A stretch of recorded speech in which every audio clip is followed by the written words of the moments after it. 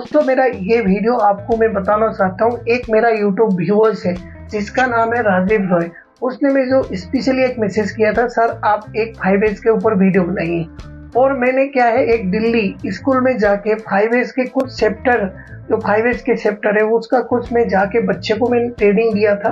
आप यहाँ पे फोटो में भी देख सकते हो, वहाँ पे मैंने 5S क्या होता है, 5S के बारे में बच्चे को पूरा सिखाया था, 9-10 बच्चे को। तो तभी से मुझे एक लगा कि एक वीडियो बनाना बहुत ज़्यादा जरूरी है 5S के ऊपर। जो भी कार्य कर रहा है, जो भी इंडस्ट्रियल सेक्टर में या किसी भी फाइनेंस में काम कर रहा है, जो स्कूल में पढ़ रहे बच्चे को वो जानना बहुत ज़्यादा जरूरी है। व्हाट इज 5S यानी 5S क्या होता है। दोस्तों मैंने आप इस वीडियो के जरिए आपको 5S के पूरा डिटेल बताऊंगा। 5S कहाँ शुरुआत हुआ था, 5S आविष्कार कहाँ हुआ था, 5S में क्या क्या कार्य करना पड़ता है, 5S कहाँ कहाँ लागू होता है। दोस्तों सबसे पहली बात है 5S कहाँ कहाँ लागू होता है। मैं आपको बता रहा हूँ, आप किसी भी फाइनेंस में काम कर रहे हैं, कोई इंडस्ट्रियल में काम कर रहे हैं, कोई होटल में काम कर रहे हैं, कोई शोरूम में काम कर रहे हैं, कोई मेंटेनेंस डिपार्टमेंट के काम कर रहे हैं, सभी को 5S जानना बहुत ज़्यादा जरूरी है। कई कई इंटरव्यू में ये सब पूछा जाता है, व्हाट इज 5S यानी 5S के बारे में पूछा जाता है। और एक चीज़ बता रहा हूँ, आजकल जो एक 9-10 जो बच्चे हैं, मतलब जो स्कूल के बच्चे 9-10 का, उसको भी एक सिलेबस के अंदर आता है 5S का एक मतलब क्वेश्चन आता है, एक चैप्टर होता है, वहाँ पे 5S सिखाया जाता है। चलिए दोस्तों सबसे पहले अभी हम जान लेते हैं व्हाट इज 5S। दोस्तों मैंने लिख के रखा हूँ 5S जो है, इसी 5S के अंदर ही इसका डेफिनेशन छुपा हुआ है। इसको मैं समझा दूंगा तो आपको 5S के बारे में बिल्कुल आसानी से आपको समझ में आ जाएगा। फिर 5S एक तरीका या प्रणाली है जिससे अपने काम करने की तरीका में सुधार लाते हैं और काम को आसान बनाते हैं। समझ में आ गया होगा इसका डेफिनेशन का मतलब क्या होता है। सबसे पहले हम जानते हैं उसका हिस्ट्री के बारे में थोड़ा सा जानना पड़ेगा, तभी आपको मुझे पता लगेगा कि मैंने जापानीज, इंग्लिश और हिंदी क्यों रखा है। दोस्तों 5S का आविष्कार जापान देश में हुआ था। तो जापानीज ने सबसे पहले 5S शुरुआत किया था। किसी भी वर्ल्ड में किसी भी देश ने शुरुआत नहीं किया था, सबसे पहले जापान ने किया था। एक जापान का कंपनी था टोयोटा, उसी में सबसे पहले 5S लागू किया था। इसीलिए 5S को जापानीज में, हिंदी में, इंग्लिश में, तीनों में समझाया जाता है। तो आपको सबसे पहला 5S के बारे में बताता हूँ। मैंने नंबर 1 लिख के आपने दिखा हुआ, नंबर 1 5S पहला S है। जापानीज में क्या है, सीरी, ठीक है। उसका इंग्लिश का मीनिंग होता है शॉर्ट एंड शॉर्टिंग, यानी मैंने हिंदी में भी लिख के रखा है सटाई। आप अपने बुक में लिख भी सकते हो, आप बच्चे हो, आप 9-10 क्लास का बच्चे देख रहे हो तो आप अपने कॉपी में भी इसको नोट कर सकते हो। मैं आपको एक स्क्रीनशॉट भी ले सकते हो, बिल्कुल हटा दे रहा हूँ, एक स्क्रीनशॉट ले लीजिए। तो सबसे पहला वर्ड है सीरी। जापानीज में क्या बोलते हैं, सीरी बोलते हैं पहला, और शॉर्ट, ठीक है, और शॉर्टिंग और सटाई करना। दोस्तों आप जहाँ पे भी काम कर रहे हो ना, वहाँ पे क्या है कि सबसे पहले आप किसी भी एग्जाम्पल ले लो, आप कहीं पे भी फैक्ट्री में काम कर रहे हो या किसी भी शोरूम में काम कर रहे हो, वहाँ पे क्या होता है कि जो चीज़ आपको ज़रूरत है उसको आपको सटाई करना है, जो चीज़ ज़रूरत नहीं है उसको अलग जगह रखना है।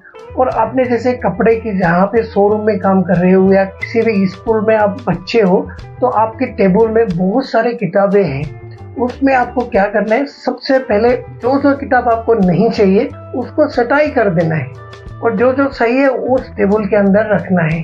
तो इसी तरह किसी भी आप फैक्ट्री में, होटल में या इंडस्ट्रियल में काम कर रहे हो, जैसे कोई मैकेनिक है, वहाँ पे बहुत सारे इक्विपमेंट यानी रेंच की ज़रूरत होता है, बहुत सारे के पाना की ज़रूरत होता है।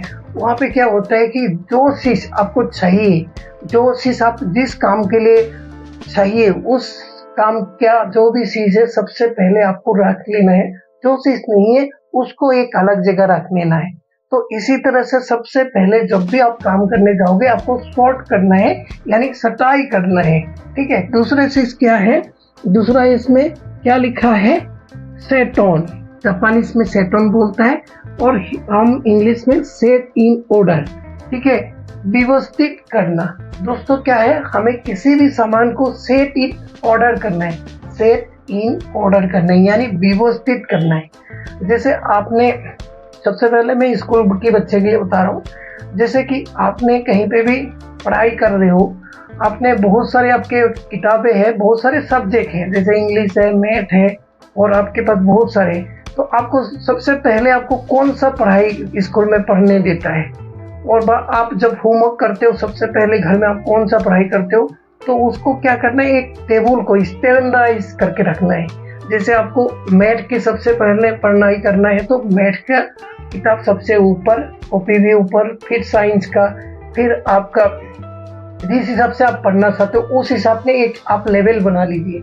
जैसे आप कहीं पे इंडस्ट्रियल में काम कर रहे हो, किसी से शोरूम में काम कर रहे हो, तो वहाँ पे देखा होगा आप भी जब भी जाते हो तो शोरूम में पेन खरीदने या अपना शर्ट खरीदने जाते हो तो वहाँ पे एक सेक्शन बना के रखा है, ये बच्चे का सेक्शन है, ये मतलब लेडीज का सेक्शन है, ये मेल का सेक्शन है।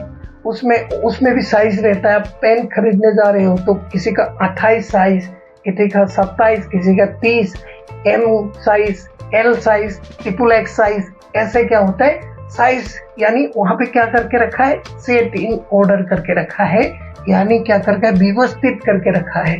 तो उसी तरफ आप इंडस्ट्रियल में जा रहे हो, किसी भी होटल में, ऑफिस में, हर जगह इसको फॉलो किया जाता है इसी तरह से। ठीक है, अभी तीसरे नंबर में क्या है, 5S।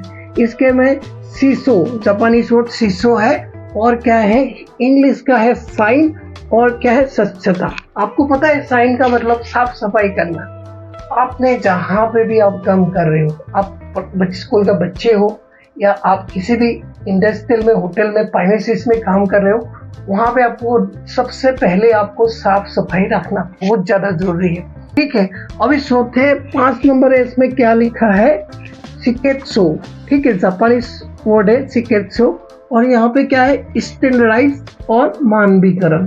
दोस्तों, आपको किसी भी फाइनेंसिस में या बच्चे हो, आप स्कूल में काम करो, स्टैंडर्डाइज करना है, काम को स्टैंडर्डाइज करना है। जैसे आपने क्या है कि अभी कोई भी काम कर लिया, जैसे आपने क्या कर लिया है, सबसे पहले मैं बच्चे के लिए बता रहा हूँ, आपने की पढ़ाई कर रहे हो तो आपने पढ़ाई कर लिया, साइंस भी पढ़ाई कर लिया, मैथ भी पढ़ाई कर लिया, और आपने जैसे भूगोल वूगोल जो भी है आपने पढ़ाई कर लिया। उसके बाद आपको क्या करना है, उस पढ़ाई करने के बाद जो भी आपने कॉपी किताब जो भी लिया है फिर स्टैंडर्डाइज करके रखना है।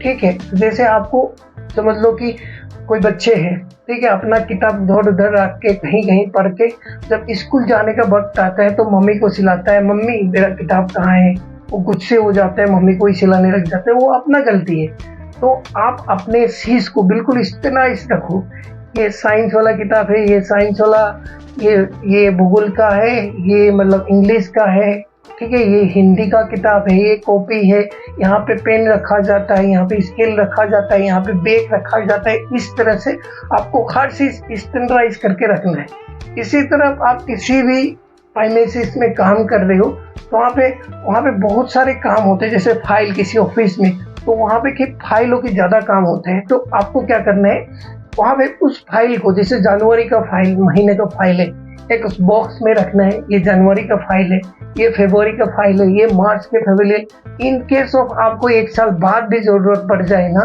कि मुझे ना पिछले साल के जनवरी का महीने की उस डेट का वो फाइल चाहिए, तो आप वहाँ पे जाओगे, स्टैंडर्डाइज करके रखोगे, तो वहाँ पे आप पहले खोलोगे अपने अलमारी, तो वहाँ से निकाल के लाओगे कि ये जनवरी का महीने का फाइल है, उस डेट का है, आप चेक करोगे उस डेट का सारे आपको डाटा मिल जाएगा। इसी तरह से आप किसी भी क्षेत्र में जा रहे हो तो हर काम को स्टैंडर्डाइज करना है।